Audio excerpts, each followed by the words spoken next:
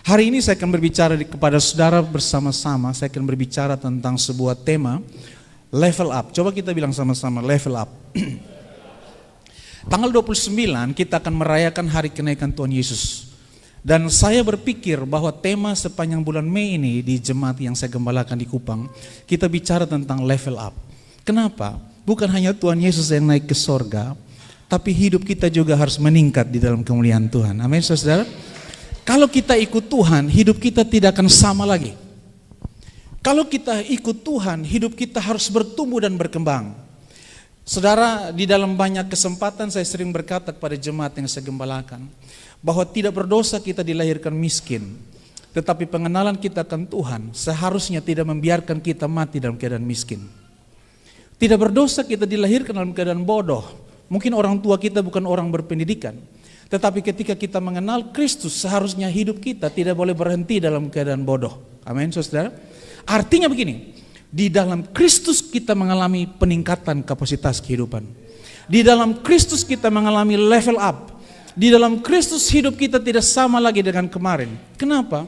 Karena di dalam Kristus tersedia kekayaan, kemuliaan, pengetahuan, dan hikmat yang membuat setiap saudara dan saya mengalami peningkatan. Kalau saudara baca subjudul di bawah, saudara sudah mulai terka. Ini saya mau ngomong tentang siapa? Dari budak menjadi mangku bumi. Coba kita lihat slide berikutnya. Di dalam Kejadian pasal 37 ayat 23 sampai 28. Kebiasaan saudara bangkit berdiri sama-sama dan kita akan baca Kejadian pasal yang ke-37 ayat 23 sampai ayat yang ke-28. Sudah dapat bantu saya katakan amin? Ya, saya baca ayat pertama dan saudara baca ayat berikutnya. Baru saja Yusuf sampai kepada saudara-saudaranya, mereka pun menanggalkan jubah Yusuf, jubah maha indah yang dipakainya itu. Silakan. Dan mereka membawa dia dan melemparkan dia ke dalam sumur. Sumur itu kosong, tidak berair. Kemudian duduklah mereka untuk makan. Ketika mereka mengangkat muka, kelihatanlah kepada mereka suatu kafilah orang Ismail datang dari Gilead dengan untanya yang membawa damar, balsam, dan damar ladan. Dalam perjalanannya mengangkut barang-barang itu ke Mesir. Silakan. Lalu kata Yehuda kepada saudara-saudaranya itu, apakah untungnya kalau kita membunuh adik kita itu dan menyembunyikan darahnya?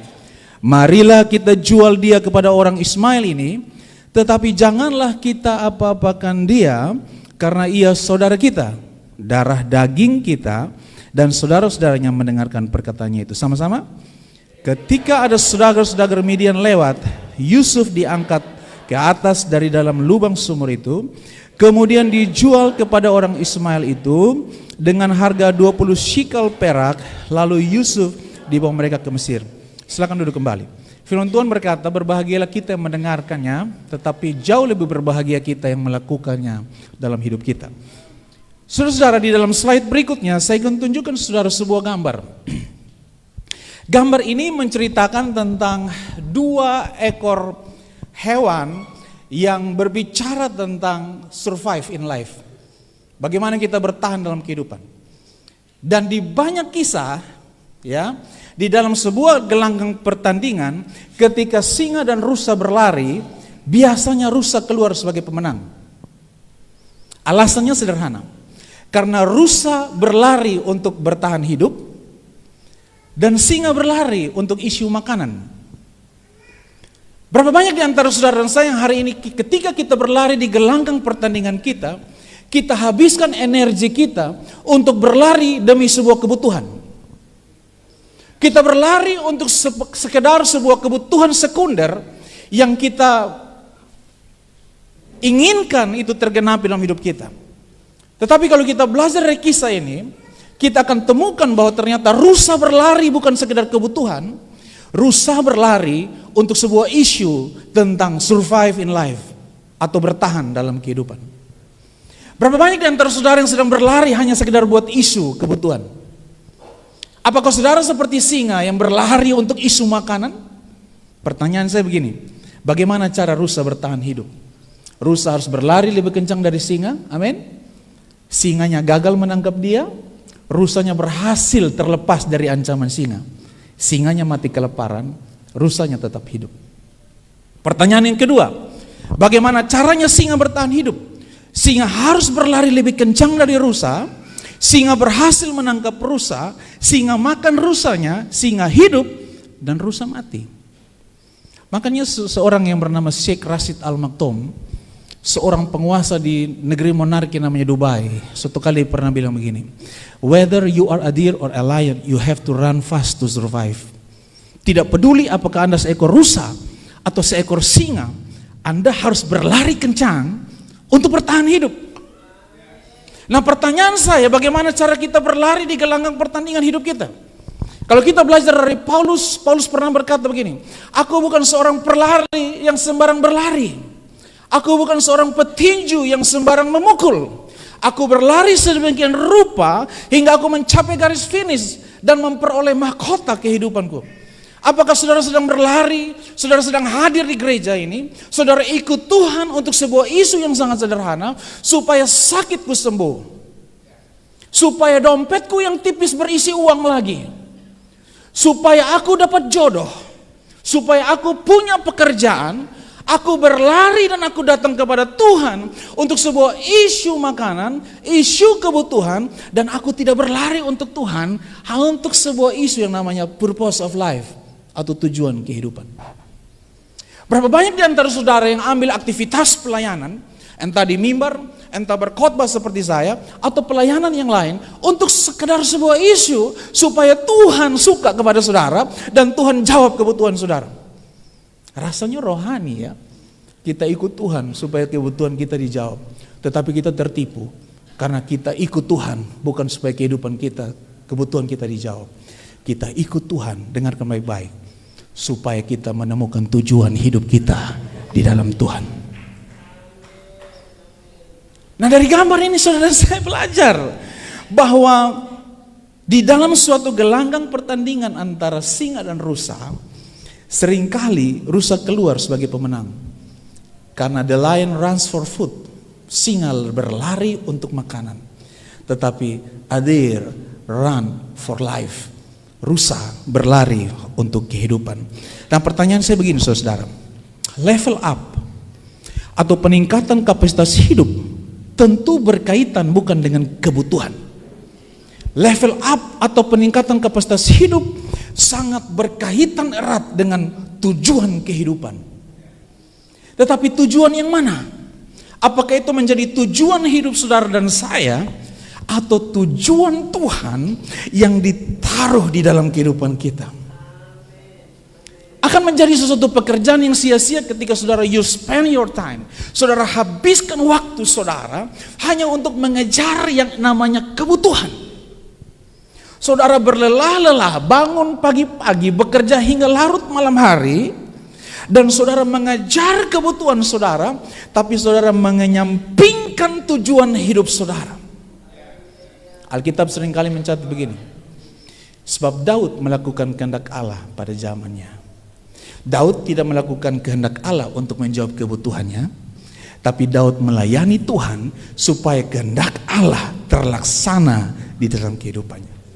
Bukit Sion, katakan amin. Sampai sini saudara bersama saya? Mari kita lihat slide berikutnya. Di dalam Kejadian 37 ayat yang ke-25 dicatat begini, mari kita baca. Dan mereka, apa saudara? Membawa dia dan melemparkan dia kemana? Ke dalam sumur. Bagaimana keadaan sumur itu? Sumur itu kosong dan tidak berair. Siapakah dia? Dia bernama Yusuf. Seringkali kita mengalami tantangan dalam hidup kita karena isu bahwa kita mengejar tujuan hidup kita. Kita seringkali dicemooh bukan karena kita bukan orang yang jahat, tapi kita orang baik. Tetapi banyak orang tidak suka dengan tujuan hidup kita. Bayangkan ketika dia cerita, akan ada 11 berkas yang merunduk kepada satu berkas. Bayangkan ketika Yusuf membagikan sebuah mimpinya, bahwa ada 11 bintang yang redup, tapi ada satu bintang yang menyala lebih jelas dari 11 bintang yang lain. Tidak ada salah menceritakan mimpi, tidak ada salah membagikan tujuan hidup, tetapi ada dua pasang telinga yang mendengar. Pasang telinga yang pertama adalah pasang telinga Yakub.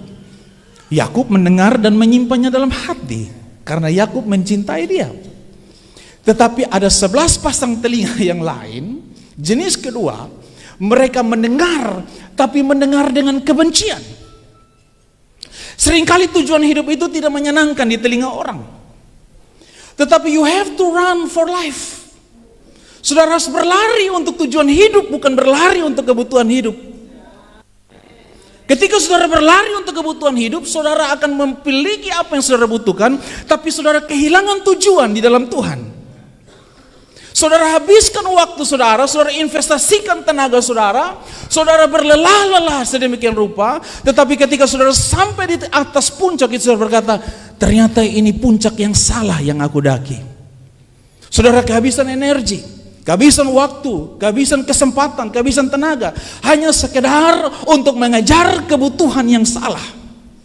Tapi ketika saudara berlari untuk sebuah tujuan, dengarkan baik jemaat, saudara akan sampai kepada satu titik yang sangat menyenangkan, yaitu kehendak Allah terlaksana dalam hidup saudara.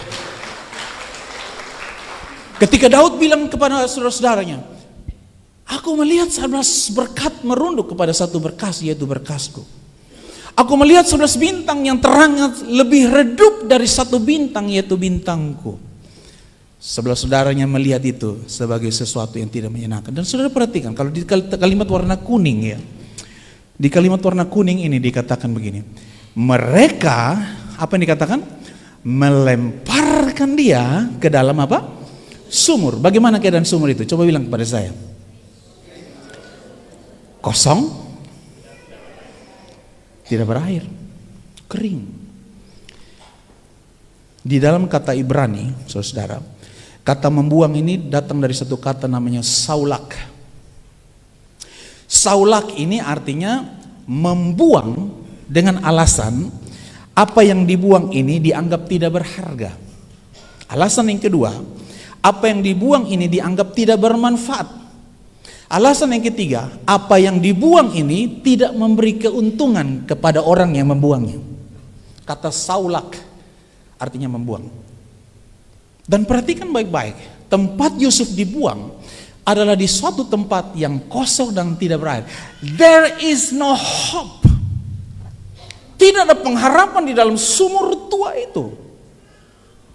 Tidak tersisa sebuah peluang untuk bisa bertahan hidup di sana. Tetapi dengar baik, tujuan hidup membuat orang tidak berhenti di dalam sumur tua. Tujuan hidup tidak berhenti ketika kebutuhan tidak terpenuhi. Kebutuhan untuk minum, airnya tidak ada.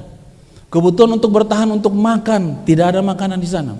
Sumur tua, kosong, untuk orang yang tidak bermanfaat, tidak beruntung dan tidak memberikan faedah apa-apa. Yusuf dianggap seperti benda yang tidak berguna, dibuang ke dalam sumur tua itu, dan Yusuf mengalami sebuah kondisi yang tidak menyenangkan di sana. Tetapi tujuan hidupnya tidak berhenti karena kebutuhan yang tidak terpenuhi. Ada berapa banyak di antara saudara yang hidup saudara digerakkan oleh kebutuhan, dan ketika saudara tidak mendapatkan kebutuhan di dalam sumur tua itu, saudara menghapus tujuan hidup saudara. Padahal tujuan hidup itu adalah kekuatan utama untuk membawa saudara keluar dari sumur yang tidak berpengharapan. Saya mencatat hal ini. Lokasi tempat Yusuf dilemparkan adalah sumur tua yang tidak berair, menjelaskan bahwa tidak ada kehidupan dan tidak berpengharapan. Mari kita lihat slide berikutnya. Lalu saya membayangkan bagaimana dari tempat yang tidak menyenangkan ini seseorang bisa sampai di istana Firaun. Pernahkah saudara membayangkan ini? Dari ketika Yusuf bermimpi sampai dia menjadi mangkubumi di tanah Mesir, dia butuh 15 tahun perjalanan. Ada penafsir Alkitab yang lain berkata 13 tahun perjalanan. Dari saat saudara bermimpi tentang tujuan hidupmu sampai kepada tujuan hidup itu tergenapi dalam hidup saudara, saudara butuh waktu yang panjang. Dan waktu yang panjang ini hanya bisa dijalani ketika saudara kuat di dalam tujuan hidup saudara. Waktu yang panjang ini akan menjadi sangat panjang ketika saudara tidak kuat di dalam tujuan hidupmu. Ketika tujuan hidupmu bergeser menjadi kebutuhan hidup. Kebutuhan hidup tidak akan membuat saudara kuat, tetapi tujuan hidup membuat saudara konsisten sampai kepada tujuan. Itu sebabnya saya ingin bertanya pada saudara, di dalam gelanggang pertandinganmu hari ini, saudara sedang berlari untuk kebutuhan atau saudara sedang berlari untuk tujuan hidup? Tanya kiri kanan, Anda berlari untuk apa? Untuk tujuan atau untuk kebutuhan? Katakan amin. Dari sumur menuju istana Firaun.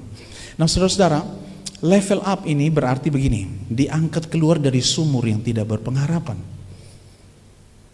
Alasannya sederhana, tidak ada yang tidak dapat dirubah dalam hidup seseorang selama dia mau untuk berubah. Saya Bapak Umbu, saya melayani Tuhan belum lama ya. Saya jadi gembala kurang lebih baru 18 tahun. Belum lama. Tahun ini tahun ke-18. Saya sering melihat orang ke gereja dengan begitu banyak rupa. Orang yang pertama karena dia sakit. Dia datang ke gereja, dia butuh kesembuhan. Kedengarannya rohani dan tidak salah. Daripada dia pergi ke tempat yang dukun-dukun itu, dia datang ke gereja lebih baik. Alasan yang kedua, karena dia butuh jodoh. Usia sudah kepala 3, belum ada bahu untuk menyandarkan kepala. Jadi ketemu nyong-nyong di jalan, kakak pembahu bisa pinjam go. Untuk apa nona? Taruh kepala sedikit doh. Begitu. Datang ke gereja untuk isu taruh kepala. Padahal di rumah bantal banyak. Ada orang lagi yang ke gereja untuk isu pekerjaan, bangkrut atau nyaris bangkrut. Kadang-kadang saya lihat orang Kristen ke gereja nih, mereka tidak fair dengan Tuhan. Mereka ke gereja bukan karena mencintai Tuhan. Mereka ke gereja, they runs for food. Mereka berlari untuk makanan, berlari untuk kesembuhan, berlari untuk uang, berlari untuk jodoh, berlari untuk pekerjaan. Tetapi setelah mereka mendapatkan jawabannya, mereka meninggalkan Tuhan yang menjawab kebutuhannya. Makanya saudara tidak boleh hidup untuk kebutuhan. Saudara hidup untuk tujuan. Karena ketika saudara hidup untuk tujuan, kebutuhan mau dijawab atau tidak dijawab, saudara tetap berlari untuk Tuhan. Saudara harus bangun dalam hati saudara. Saya melayani Tuhan di tempat ini bukan untuk kebutuhan. Saya tidak tinggalkan pelayanan ini karena isu kebutuhan. Kalau saya berkhotbah di sini bukan untuk kebutuhan. Saya tidak tinggalkan jemaat ini karena kebutuhan saya tidak terjawab oleh Tuhan. Saya melayani Tuhan. Saya datang ke gereja bukan karena isu kebutuhan. Saya datang ke sini karena satu isu. I want runs for purpose of life. Saya ingin berlari untuk tujuan kehidupan yang Tuhan taruh dalam kehidupan saya. Sampai sini saudara bersama saya? Tuhan Yesus kita Tuhan yang luar biasa saudara. Dari sumur, bayangkan, sumur yang tidak berpengharapan ke satu tempat yang membagikan pengharapan. Come on. Dari sumur yang bahkan tidak bisa minum air karena kosong dan kering, ke satu tempat yang penuh dengan susu dan madu. Dari sumur yang bahkan tidak ada kalajengking untuk dimakan, ke satu negeri yang lumbungnya 7 tahun terisi penuh dan memberikan makan kepada seantero negeri. Orang-orang yang berlari untuk tujuan hidup, dia tidak akan dihentikan oleh kebutuhan yang tidak terjawab. Dia semakin berlari untuk Tuhan, karena dia percaya sumur ini hanya tempat persinggahan. Bilang bersama saya, sumur ini hanya tempat persinggahan. Tepuk tangan bagi Tuhan kita. Lanjut. Oke, pertanyaan khotbahnya. Bagaimana mengalami level up dalam hidup? Yang pertama kita butuh hidup setia. Kalau saudara mau hidup meningkat, rumusnya adalah setia. Bilang bersama saya, setia. Lukas 16 ayat 10. Coba buka di Alkitab saudara. Lukas pasal yang ke-16 ayat yang ke-10 bunyinya seperti ini. Barang siapa setia dalam perkara-perkara kecil, ia juga setia dalam perkara-perkara besar. Dan barang siapa tidak benar dalam perkara-perkara kecil, ia tidak benar juga dalam perkara-perkara besar. Mari bilang sama-sama saya, belajarlah setia dalam perkara kecil. 2, 3. Oke, kita simpan tokoh Yusuf, kita pindah dulu, pinjam tokoh lain. Saudara sudah bisa tebak tokohnya. Tokohnya bernama Daud. Ketika Samuel datang ke rumah Isai, mencari raja baru bagi Israel. Karena Tuhan sudah tidak berkenan lagi pada Saul. Samuel datang ke sana. Samuel bilang, Isai, kasih keluar anak-anakmu yang paling tampan dan paling hebat. Lalu Isai mengeluarkan namanya Eliab. Keluarkan lagi adik-adiknya.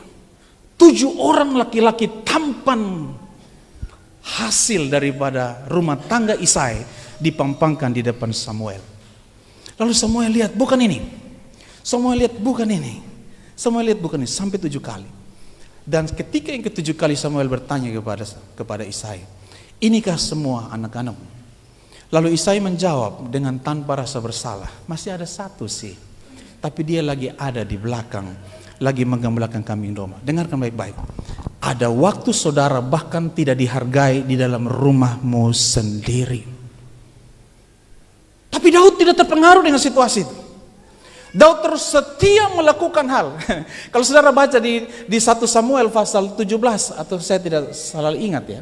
Di situ dikatakan suatu ketika ada pengalaman di mana Isai suruh Daud untuk pergi mengantarkan makanan kepada kakak-kakaknya lagi di barisan perang melawan orang Filistin. Saudara ingat kisah itu di 1 Samuel 17? Lalu Daud datang membawa makanan itu kan. Sampai di sana Eliab lihat Daud, Eliab bilang begini, Daud, untuk apa lu datang sini? Kalau kurang lebih kalau Daud orang Kupang. Lu datang di sini bikin apa? Ini bukan lu pun tempat, ini tempat orang-orang terlatih. Di manakah, ini dia pertanyaannya, di manakah engkau tinggalkan 2-3 ekor kambing domba di padang gurun itu? Di rumahnya Isai tidak menghargai dia, tidak diikutkan dalam sayembara pemilihan raja baru atas Israel. Di medan peperangan Eliab menghardik dia, untuk apa lu di sini? Di manakah engkau tinggalkan kambing domba milik ayah kita yang 2-3 ekor itu? Meng-underestimate hidup Daud. Lu memang gembala, tapi hanya 2-3 ekor kambing domba, itu pun milik ayah kita. Bagaimana kalau saudara diremehkan seperti itu? Bagaimana perasaan saudara ketika saudara ada pada suatu titik di mana ayahmu tidak menghormati engkau, saudaramu tidak menghormati engkau, rekan kerjamu tidak menghormati engkau, istrimu tidak menghormati engkau, suamimu tidak menghormati engkau, atau jangan-jangan anak-anakmu tidak menghormati engkau. Lalu Daud tidak merasa kecewa. Tetapi disitulah Tuhan mulai karir Daud. Tetapi kalau saudara coba lihat di 2 Samuel 7 ayat 18, kalau saya tidak salah lupa ya. 2 Samuel 7 ayat 8, maaf. 2 Samuel 7 ayat 8. Bisa ditampilkan multimedia? Sudah keluar? 2 Samuel 7 ayat 8. Mari kita baca sama-sama. Coba kita baca.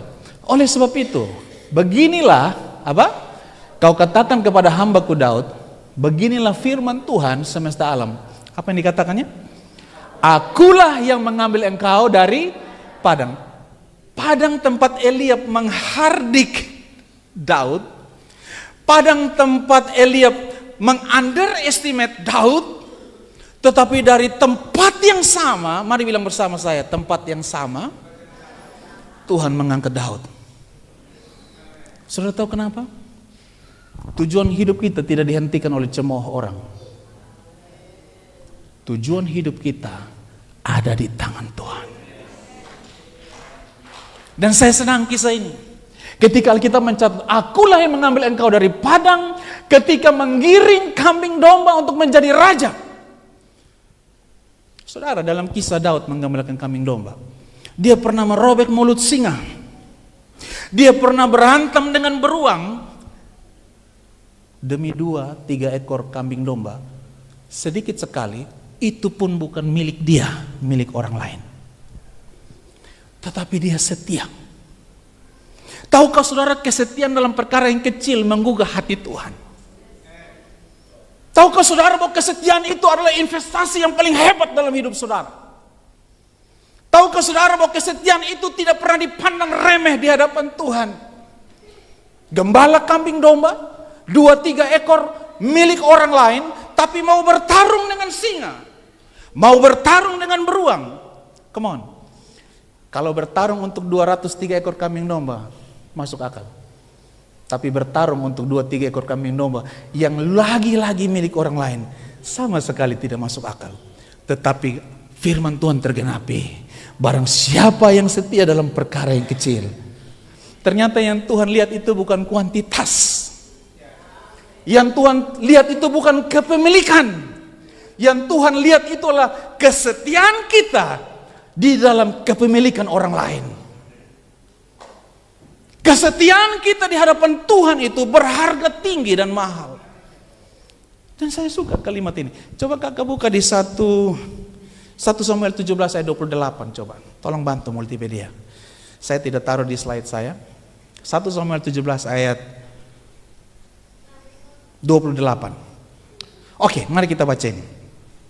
Ketika Eliab, kakaknya yang tertua, mendengar perkataan Daud kepada orang-orang itu, bangkitlah apa? Amarah Eliab kepada Daud sambil berkata begini, mengapa engkau datang? Dan pada siapakah? Perhatikan, kau tinggalkan kambing domba yang jumlahnya berapa? Lu saya kasih tahu bepung kekurangan beju tahu. Kadang-kadang orang ini tidak puas maki kita, maki sedetail-detailnya. Di mana kau tinggalkan 2-3 ekor itu di padang gurun? Tetapi 2 Samuel 7 ayat 8 bilang begini, dari padang itu aku mengangkat engkau menjadi raja atas Israel. Because of faithfulness in small things. Dia diangkat oleh Tuhan dari padang gurun karena isu kepada kesetiaan terhadap hal-hal yang kecil. Itu sebabnya saudara tidak boleh abaikan perkara kecil. Uang kecil, kalau saudara setia, saudara akan juga setia kepada uang besar. Setia dengan istrimu yang satu, saudara tidak akan gegabah kepada istri orang di luar sana. Saudara setia dan bersyukur. Nah, ini ngomong tentang bersyukur, ini khotbahnya satu perikop lagi. Saudara bersyukur menjadikan saudara orang yang kuat. Mari bilang bersama saya, setia. Saudara-saudara, justru Tuhan mengangkat Daud karena perkara yang kecil, bukan perkara besar. Katakan amin. Masih mau abaikan perkara besar, perkara kecil dalam hidup saudara? Jangan pernah abaikan perkara kecil dalam hidup saudara. Hari ini memang saya mau khotbahnya pelan-pelan. Karena saya sedang melihat bahwa jemaat hari-hari ini sedang berkembang di dalam, saya tidak tahu di Bukit Sion ya. Tapi kalau di Kupang ini tantangannya beda, saudara. Gereja itu dijadikan tempat menjawab kebutuhan. Orang datang ke gereja itu isunya cuma satu, kebutuhan saya harus dijawab oleh Tuhan. Mereka run for food, not run for life. Mereka berlari untuk makanan, mereka tidak berlari untuk kehidupan. Dan saya ingin berkata pada saudara, setialah dalam perkara kecil, sekecil apapun dalam hidup saudara. Seremeh-temeh apapun yang Tuhan percayakan kepada saudara, lakukanlah itu dengan setia. Pertanyaan yang muncul dari slide ini, mengapakah Tuhan tertarik kepada Daud? Karena Daud memenuhi kualifikasi yaitu setia, dan ini dia, bertanggung jawab dalam perkara kecil. Apa bukti bertanggung jawab? Bertarung dengan singa dan beruang untuk 2-3 ekor kambing domba. Pokoknya ini barang milik orang. Saya harus bertarung nyawa supaya barang milik orang yang dipercayakan di tangan saya tidak boleh mati di tangan saya. Wah, saudara, ini bukan perkara remeh-temeh. Ini main-main musik ini, saudara. Ini kan talenta milik Tuhan yang ditaruh dalam kehidupan saudara-saudara ini. Penari-penari ini kan talenta milik Tuhan yang ditaruh dalam hidup mereka. Saya berkhotbah di hadapan saudara, urapan Tuhan yang Tuhan taruh dalam hidup saya. Apa saya khotbah ini supaya saudara tertarik pada saya? Tidak. Saya berkhotbah karena saya setia menjaga urapan Tuhan dalam hidup saya. Dan minggu lalu saya bilang pada jemaat yang saya gembalakan, urapan Tuhan hanya bisa tetap di hati orang-orang yang menjaga kekudusan. Suatu kali Daud bilang sama Tuhan begini, Tuhan, aku orang berdosa, aku tahu konsekuensinya. Lalu Daud ambil suatu keputusan, ambil apapun dari hidupku, kata Daud. Tetapi ada satu yang tolong jangan diambil Tuhan. Apa ya? Daud minta tidak diambil. Jangan ambil rohmu dariku. Kakak bisa main C kok? Ya. Satu kali Musa bilang begini. Bila engkau tak besertaku. Apa yang Musa bilang? Ku tak mau berjalan. Musa menyadari hal ini. Dia bilang apa? Ku perlu Tuhan, pimpin langkahku dengan kasih karuniamu. Cukup situ. Artinya saudara, bahwa dalam banyak hal Musa dan Daud punya pemahaman yang sama. Ambil apa saja Tuhan, kata Daud, tapi jangan ambil rohmu daripadaku. Musa juga bilang begini, jangan suruh aku pergi dari sini memimpin bangsa itu kalau engkau tidak besertaku. Yang terjadi begini saudara, Tuhan mengurapi dan mengangkat Daud dari padang tempat dia diremehkan oleh Eliab, karena Daud setia dalam perkara kecil. Saudara pikir Daud jadi raja karena isu besar?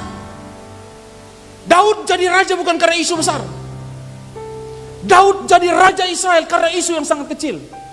Dia setia kepada barang milik orang lain yang ditaruh di tangannya. Dia setia menjaga urapannya dalam hidupnya. Dia berperang dengan singa dan beruang hanya untuk menjaga 2-3 ekor kambing domba milik bapaknya yang dipercayakan di tangan. Dari padang tempat dia menggembalakan, Tuhan mengangkat dia. Bilang bersama saya, setia. Kita kembali kepada Yusuf. Kenapa Tuhan tertarik pada Yusuf? Karena Yusuf setia mengerjakan apapun yang dipercayakan kepadanya. Yang kedua, bagaimana supaya mengalami level up dalam hidup? Yang pertama tadi apa saudara? Setia. Yang kedua apa? Ini dia nih.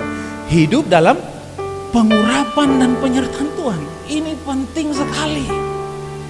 Kita tidak menunjukkan skill kita di atas mimbar ini. Kita tidak menunjukkan kepandaian kita di dalam pelayanan, pekerjaan, bla bla. Itu semua kepercayaan yang Tuhan berikan kepada kita. Jangan ada orang yang memegahkan diri. Katakan amin. Biarlah hari ini menjadi hari pertobatan bagi kita semua. Biarlah hari ini kita tidak datang kepada Tuhan untuk mencari siapa orang yang memuji kita. Karena hari ini mulut yang sama memuji engkau, besok bisa mulut yang sama dan tangan yang sama yang akan melempar engkau ke dalam sumur tua yang tidak berpengharapan. Mulut manusia tidak bisa dipegang, tapi mulut Tuhan bisa dipegang. Kalau Tuhan berkata, aku percaya kepada orang yang setia dalam perkara kecil, Tuhan akan tetap mengangkat orang yang setia dalam perkara kecil. Hal yang kedua, hidup dalam pengurapan Tuhan. Di dalam ayat yang ke-2, 3, dan 4 dari Kejadian tadi, tetapi Tuhan menyertai Yusuf. Apa implikasinya dari penyertaan Tuhan? Ia menjadi seorang yang bukan hanya berhasil, baca jemaat GBI Bukit Sion, menjadi seorang yang bagaimana?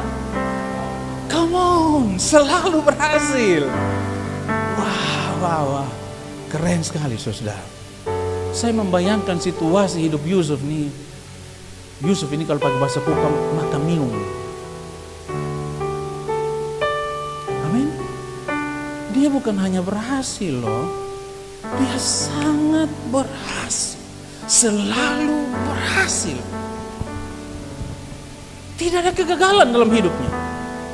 Isunya cuma satu, karena Tuhan menyertai dia. Jangan lagi berdoa minta Tuhan jawab kebutuhan saudara. Berdoalah supaya urapan Tuhan jangan diambil dari saudara. Selama ada pengurapan, Dia menyertai kita. Apapun yang kau kerjakan dengan tanganmu, dibuat Tuhan menjadi selalu berhasil. Haleluya. dalam pekerjaannya, maka tinggallah ia di rumah orang tuanya. Orang tuannya, rumah tuannya, yaitu siapa? Orang Mesir, Potifar. Baca ayat berikutnya. Setelah dilihat oleh tuannya bahwa, ini saya suka warna kuning ini. Bahwa apa saudara? Bukit Sion lebih keras lagi. Itu rumusnya. Bilang sama-sama saya, itu rumusnya. Rumusnya adalah karena Yusuf disertai Tuhan.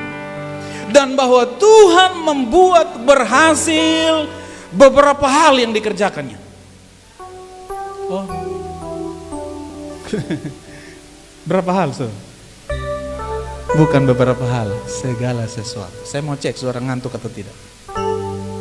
Segala sesuatu yang dikerjakannya dibuat Tuhan menjadi berhasil. Ayat yang keempat, maka Yusuf mendapat apa? Kasih tuannya. Dan ia boleh melayani dia. Kepada Yusuf diberikan apa?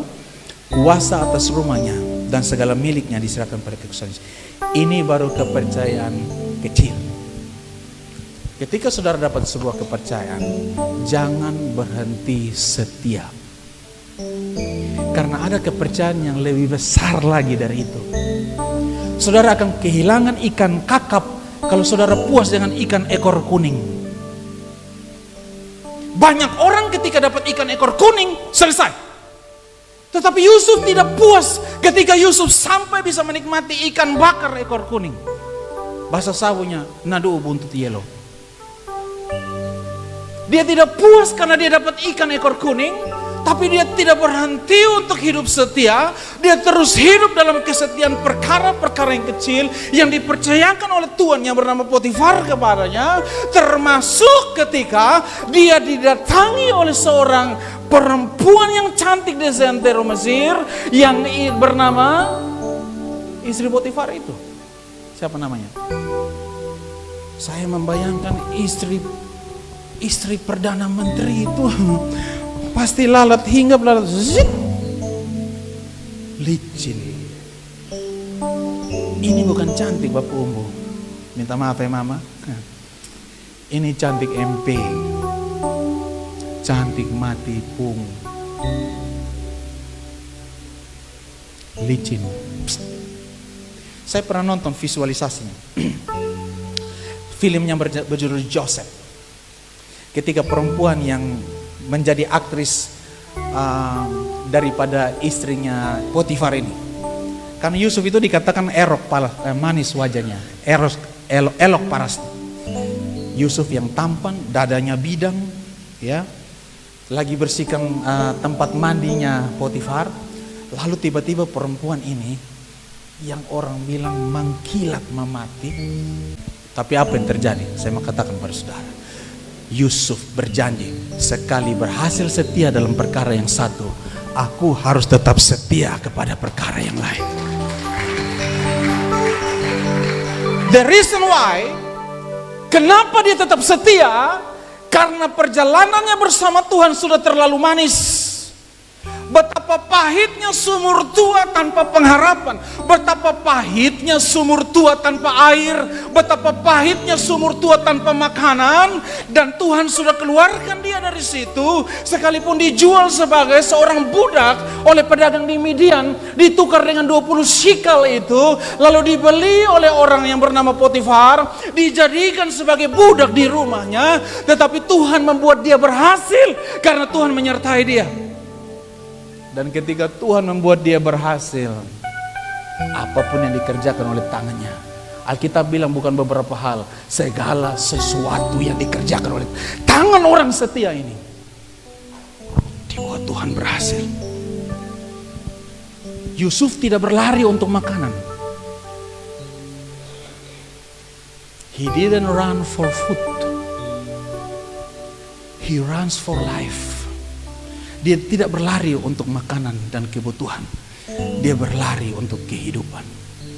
Dan ketika Tuhan angkat dia satu level di rumah Potifar, Yusuf bilang begini, aku tidak puas.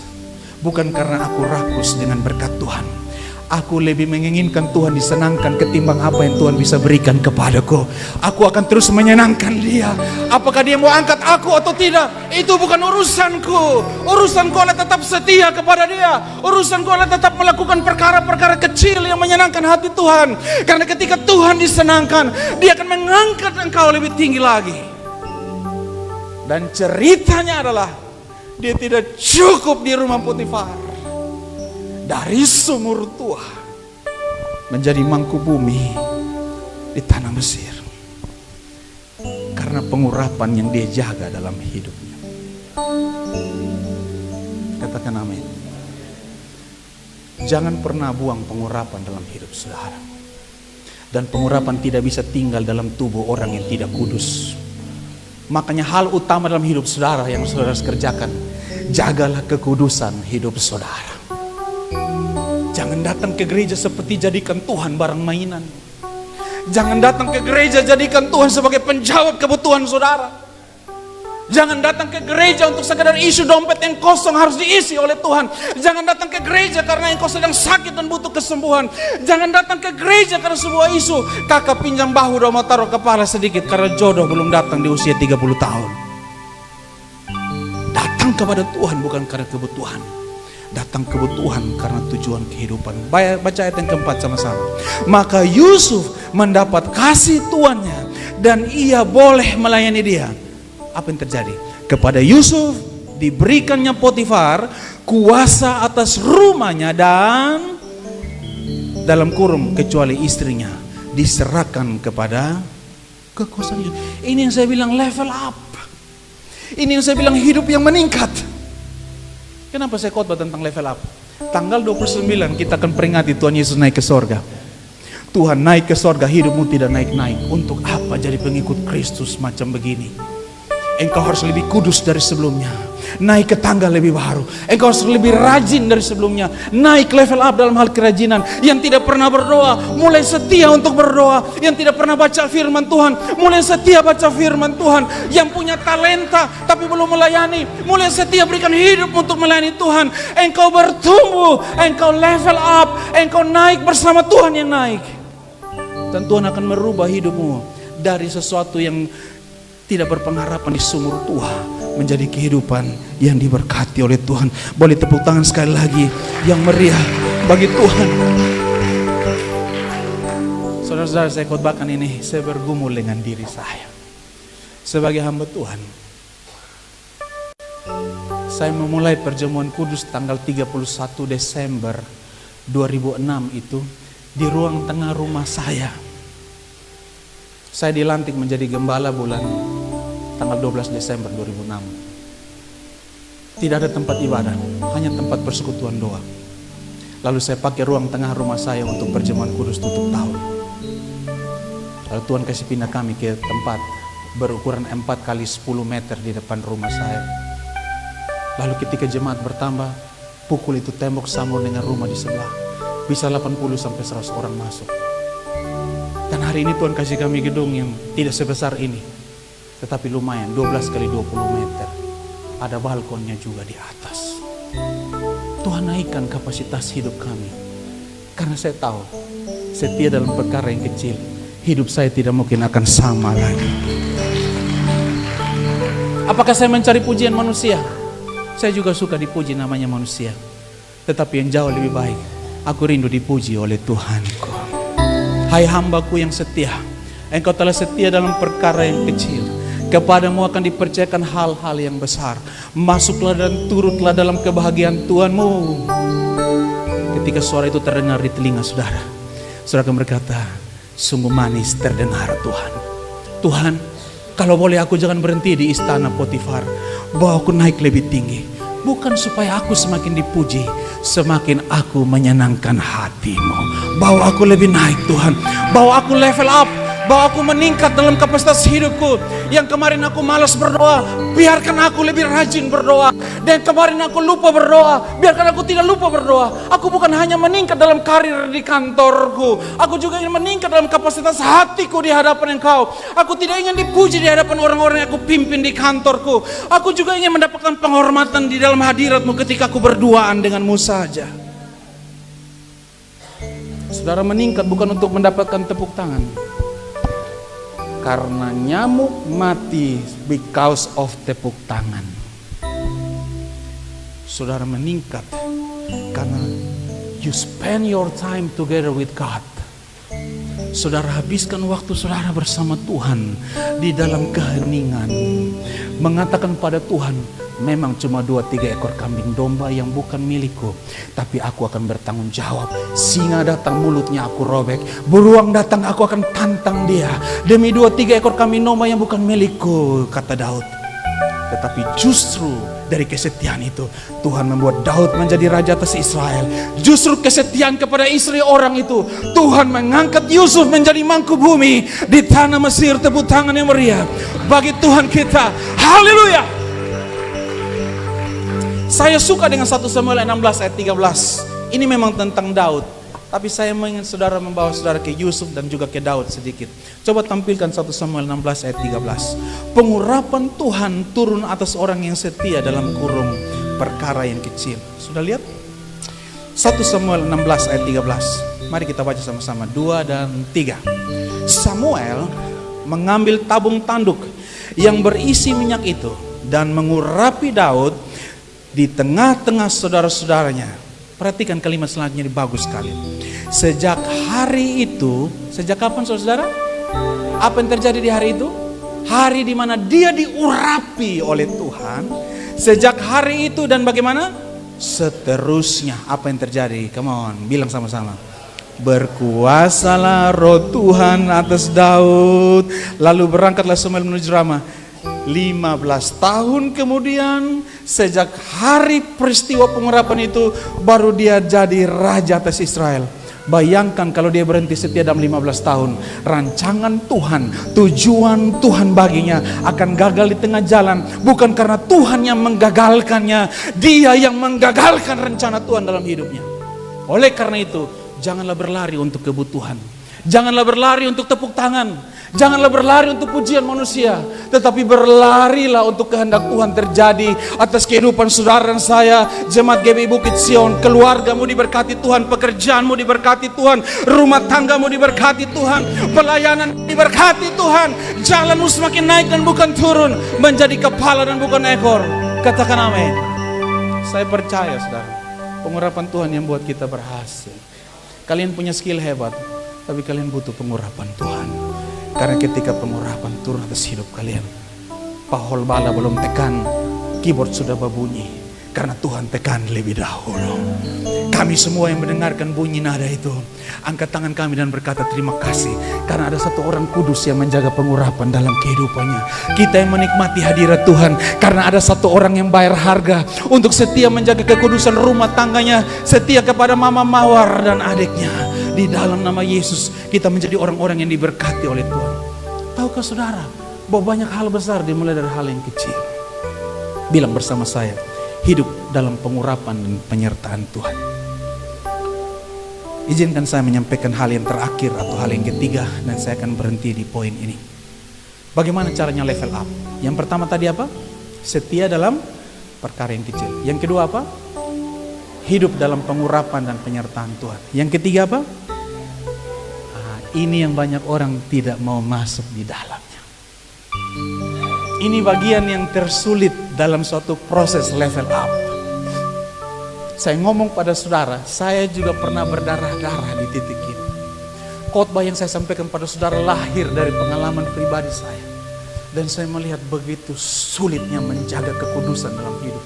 Betapa sukarnya setia untuk berlutut di hadirat Tuhan, untuk berdoa, berseru kepadanya. Betapa sukar di hadirat Tuhan untuk mengembalikan sesuatu yang bukan milik saya di saku saya untuk kemuliaan Tuhan.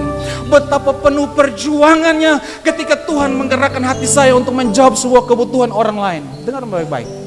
Doa yang kita naikkan di hadirat Tuhan, selalu Tuhan menjawab lewat tangan orang lain. Jadilah orang-orang yang menjadi rekan sekerja Tuhan untuk bekerja sama menjawab kebutuhan orang lain. Katakan amin. Siap diuji dan ditempa. Mari kita baca ayat yang kelima dari Kejadian pasal 39. Yuk, 2-3. Sejak ia memberikan kuasa dalam rumahnya dan atas segala miliknya kepada Yusuf, Tuhan memberkati rumah orang Mesir itu karena siapa? Karena Yusuf. Baca.